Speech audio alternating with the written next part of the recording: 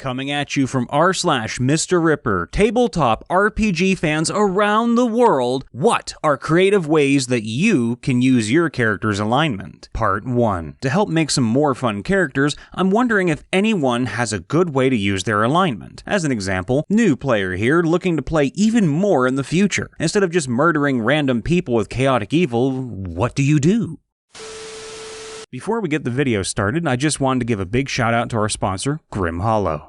Set in the unforgiving and shadowy world of Tarrasque, Grim Hollow gives tabletop game fans a series of dark fantasy and horror-based adventures for you and your companions to undertake. Create a unique character all of your own, with new spells, feats, and variant rules that you've never seen before. Learn how to embrace the darkness as a vampire, fiend, or bend and command death as a lich. Combat new creatures that have bone-chilling descriptions, lore, and amazing artwork too. With so much new information in the book, new and old players at your table will be shocked and stunned at every last twist and turn. So to those of you who do love dark and scary things, be sure to check out and order Grim Hollow today. Links are down in the description below.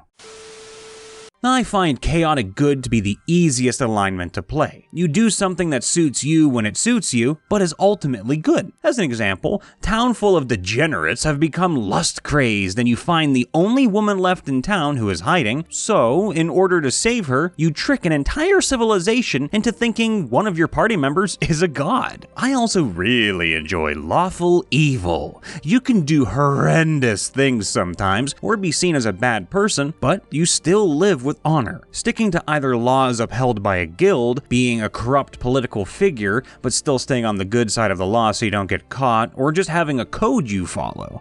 I have one character that is trying to become the king of thieves. Every time he goes to a thieves guild, he assassinates the leader and takes over. Part of it is knowing where the line is. Chaotic good and lawful evil can be eerily similar at times. So think about the different alignments and which ones seem to be similar to the other ones, and maybe flirt the line between the two. If you want to challenge yourself, try doing the neutral alignments. That's a much thinner line to walk than the others and can possibly help you get into the role better. The main thing you want to do with alignments is what the character would do, because good and evil is up to the perception of the individual. So chaotic evil could be something as simple as a task to another. Maybe to your character, chaotic evil is replacing the orphanage food supply labels and having kids eat foods they're allergic to. Or, if you're a spellcaster, putting an alarm spell on a stable that keeps horses, and every time they try to move, they set off the alarm, scaring the living hell out of the stable master. All up to what your character perceives as pure evil, you know?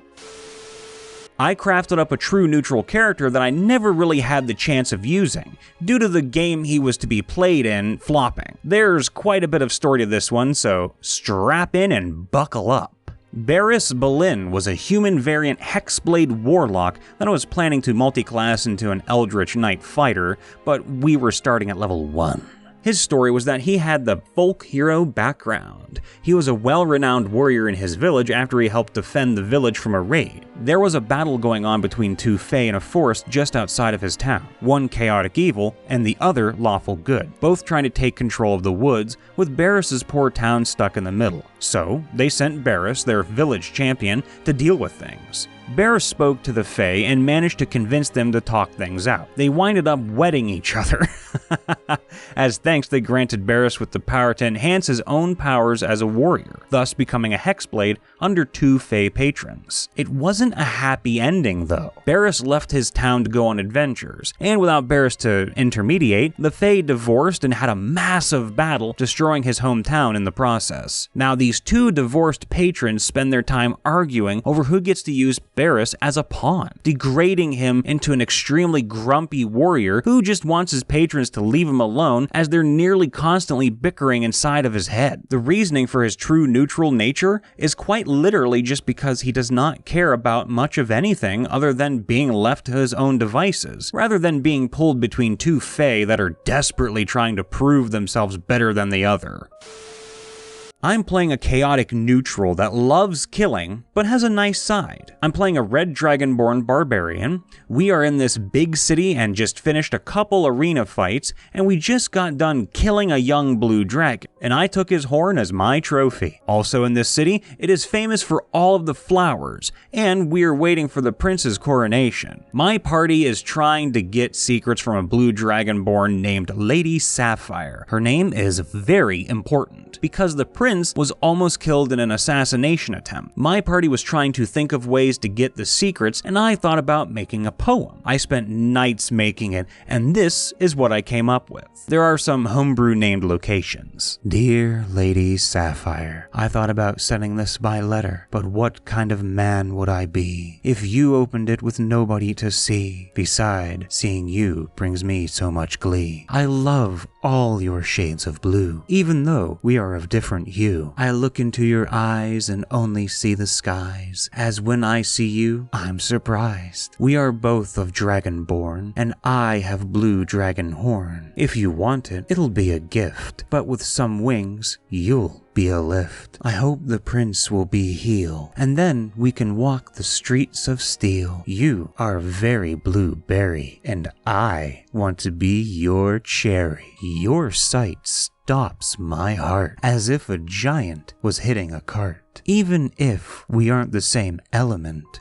you have all of my adornment. I bet if I took you to the Steel Dragon, I'd get you a discount. And if we got lost within the city, we can just reroute. Even if I set ablaze, I bet you'll be unfazed, because you are very bold, but have a heart made of gold. Don't you see all of the flowers? We can look at them for hours. One day we can live by a fire, my beautiful Lady Sapphire. We didn't get any secrets, and I barely kept a straight face reading all of that. As has been said, alignment is a very subjective thing. Is it evil to have a standing kill-on-sight rule against your racial enemy? Is it chaotic to steal from people that take advantage of other people? If the law of the land says you can never harm a noble, but one of the local barons is a vampire feeding on babies in the town, does your character follow the law, potentially facing punishment, or do they do what they think is right, fulfilling a need to protect the innocent? The way I try to define my character's alignment is based on their worldview. Who do they see themselves as? Protector, opportunist, scholar, etc. How do they relate to others? Friendly, neutral, standoffish? And what is important to them? Wealth, power, enlightenment. This helps me define good and evil according to my character. For example, a character who is neutral good could view themselves as a protector of humans, who is friendly to all humans and finds that anything that betters humankind by any means is a worthy endeavor. They think all other races are secondary to humans, turns a blind eye to the suffering of non-humans, and does not go out of their way to help non-humans. They still consider themselves good, even though their goodness only extends to humans. Their willingness to do whatever it takes for humanity to succeed makes them neutral. Someone else might say they are chaotic evil though. TLDR, alignment is a suggestion for how your character interacts with the world. Don't get too hung up on it unless it's important to your DM.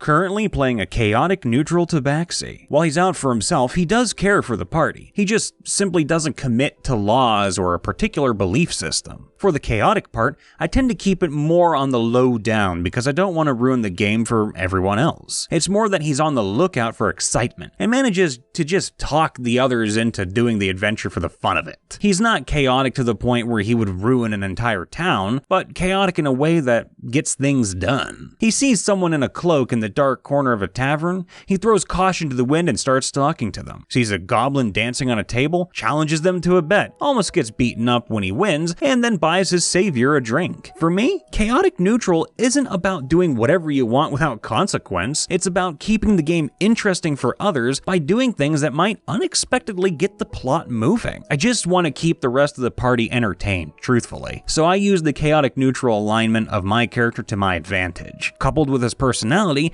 he brings a lot of crazy but manageable situations to the table without being hated by literally everyone.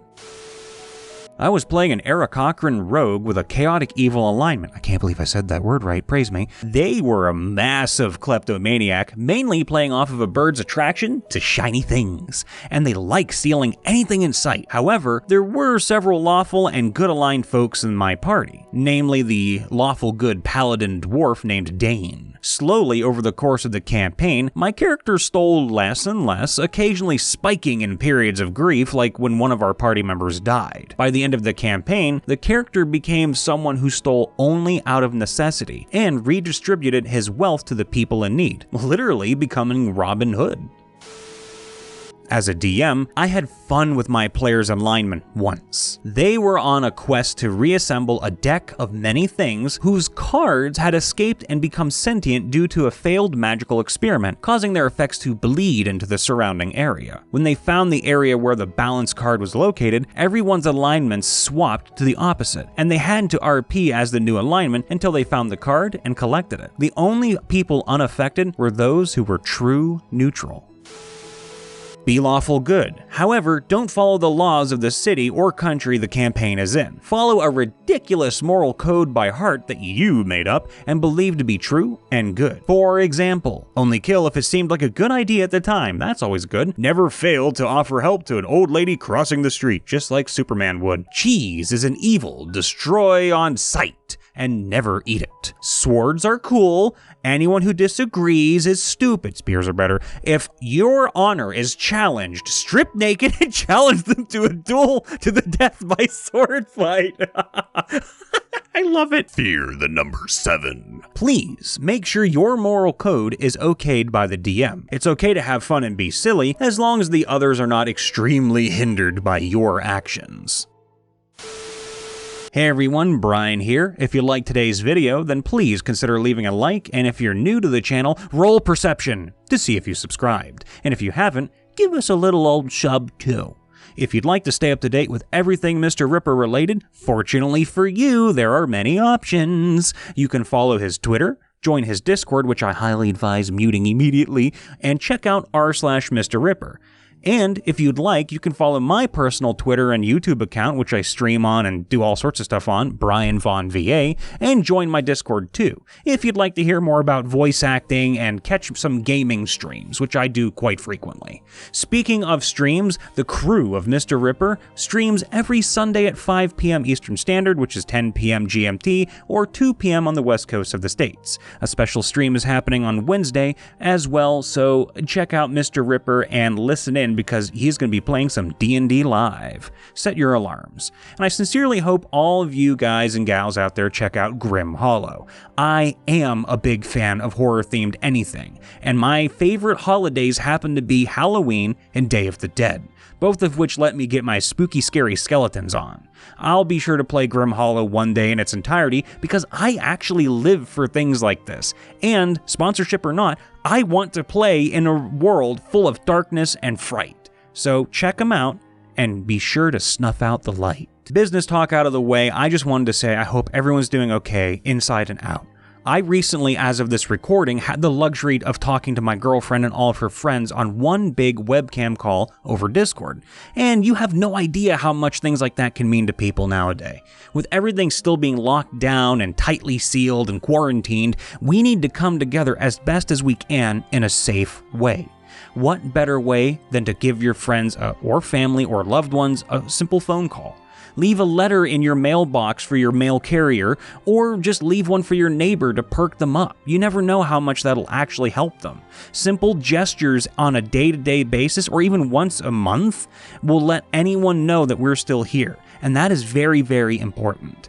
So think of the folks that come home after 24-hour shifts, you know, working their butts off to help us stay afloat. They need some love as much as we do. And if a guy like me, who never goes out anyway and doesn't really care about the outside world like that, if I'm feeling the burn, then I can't imagine how some of y'all are holding up. So leave a comment, go call somebody, and please, for me, if you see somebody commenting in our comments, make sure to take a minute out of your day to respond to them too. You never know how that will actually affect them. I try to do it as much as I can because I actually do care about everybody here, and I just want y'all to be happy. So make someone smile today because it's damn easy to do, all right? And hey, maybe I'll respond to you too. I'll try. I always try.